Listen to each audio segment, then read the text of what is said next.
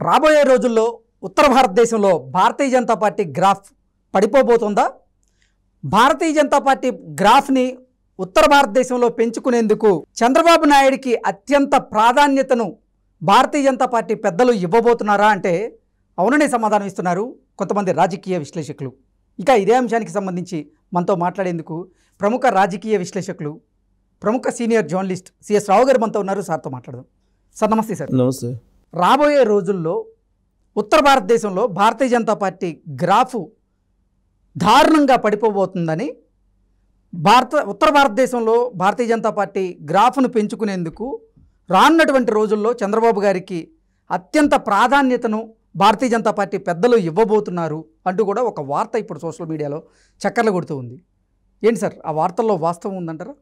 So ఒకటేంటంటే ఢిల్లీ పరిణామాలు మారే కొంది చంద్రబాబు నాయుడు యొక్క ప్రాధాన్యత పెరుగుతూ ఉంటుంది. ఇది కన్ఫర్మ్. ఎందుకనంటే నేషనల్ స్థాయిలో గుర్తింపు ఉన్నటువంటి, నేషనల్ స్థాయిలో ప్రాధాన్యత ఉన్నటువంటి లీడర్లలో చంద్రబాబు నాయుడు ప్రధానంగా కనిపిస్తూ ఉంటారు. అర్నబ్ గోస్వామి లాంటి ఒక జర్నలిస్ట్ కూడా చంద్రబాబు నాయుడు ప్రధానమంత్రి కాగలిగినటువంటి లీడరు, ఆ సామర్థ్యం ఉన్న లీడర్ అని చెప్పి రీసెంట్గానే కామెంట్ చేశాడు. అయితే ఇప్పుడు జరుగుతున్నటువంటి పరిణామాలను కనుక మనం చూస్తూ ఉంటే ఇండియా కూటమికి సంబంధించినటువంటి సమావేశం జరిగింది. తాజాగా ఆదివారం రోజు రామ్లీలా మైదానంలో జరిగింది. పెద్ద ఎత్తున జరిగింది, బాగా అది సక్సెస్ అయింది. ఆ సందర్భంగా ఖర్గే కానీ లేదా ఇతర భాగస్వామ్య పక్షాలు కానీ చేసినటువంటి కామెంట్ ఏంటంటే, బీజేపీకి 400 కాదు కదా, 200 దాటమును చాలు అని చెప్పి వాళ్ళు కామెంట్ చేశారు. అంటే వాళ్ళకు ఉండేటువంటి ఇన్ఫర్మేషన్, వాళ్ళకు ఉండేటువంటి సర్వే రిపోర్ట్లు వాళ్ళకు ఉంటాయి కదా. ఈ 400 అనేది, ఎన్డీఏకి 400 అనేది ఇది కావాలని నరేంద్ర మోడీ చేస్తున్నటువంటి ఒక ప్రచారం. దీంట్లో మైండ్గా ఉంది. వాళ్ళు కామెంట్ చేస్తూ, ఆ విధమైనటువంటి విమర్శ చేస్తూ అడిషనల్గా ఏం చెప్పారంటే, ఫ్రీ అండ్ ఫెయిర్ ఎలక్షన్ జరిగితే, ఈవీఎంలు మ్యానిపులేషన్ లేకపోతే నరేంద్ర మోడీ అధికారంలోకి వచ్చే అవకాశమే లేదు అని చెప్పి వాళ్ళు చెప్పడం జరిగింది. ఓకే.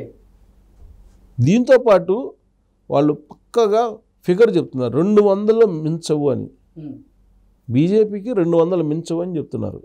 370 బీజేపీ అని చెప్పి నరేంద్ర మోడీ చెప్తున్నారు. ఇదే 200 అని చెప్పి మమతా బెనర్జీ కూడా చెప్తుంది. 200కి మించి రావు బీజేపీకి అని ఎవరు చెప్పినా అదే చెప్తున్నారు విపక్షాలు. అంటే వాళ్ళకు ఉండేటువంటి రిపోర్ట్స్ వాళ్ళకు ఉంటాయి కదా.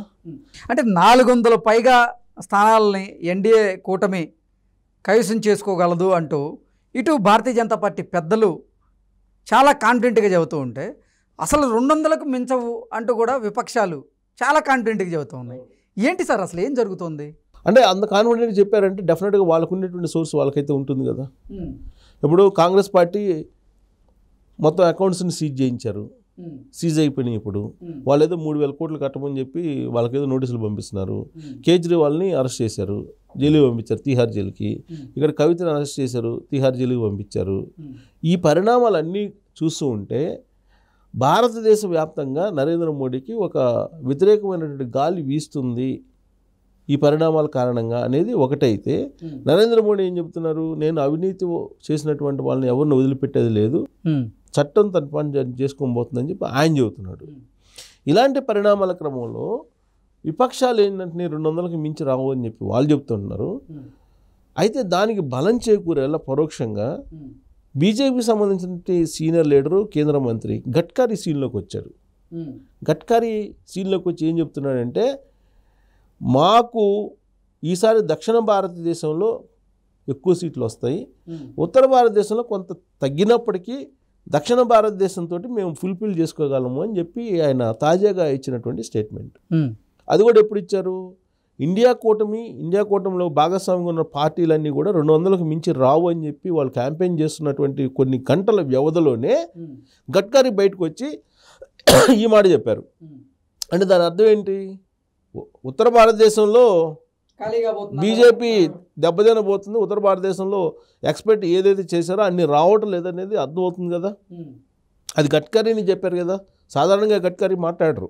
ఇప్పుడు మణిపూర్ లాంటి రాష్ట్రాలు 3 రాష్ట్రాలు అసలు పోటీలో లేదు బీజేపీ. ఓకే, తర్వాత ఉత్తర భారతదేశానికి వచ్చేటప్పటికి పంజాబ్, తర్వాత ఢిల్లీ,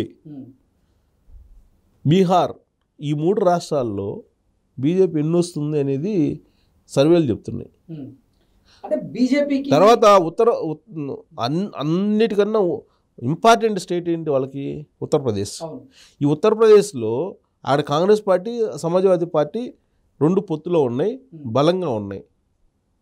సో అలాంటి సందర్భాల్లో ఏదైనా జరగచ్చు అనేటువంటిది వినిపిస్తుంది ఇప్పుడు. సో వినిపిస్తున్న క్రమంలో 200 అని చెప్పి వాళ్ళు ఎప్పుడైతే అన్నారో, గడ్కరీ మాకు ఉత్తర భారతదేశంలో తగ్గినప్పటికీ కూడా మాకు దక్షిణ భారతదేశంలో వస్తాయని చెప్పాడు. అంటే ఉత్తర భారతదేశంలో తగ్గుతున్నాయని చెప్పి ఒప్పుకున్నట్టే కదా. దక్షిణ భారతదేశంలో వస్తాయని చెప్తున్నారు. ఎక్కడ వస్తాయి దక్షిణ భారతదేశంలో? ఎక్కడి నుంచి వస్తాయి దక్షిణ భారతదేశంలో బీజేపీకి? ఆంధ్రప్రదేశ్, తెలంగాణలో వచ్చినా కానీ ఎక్కువ రావు.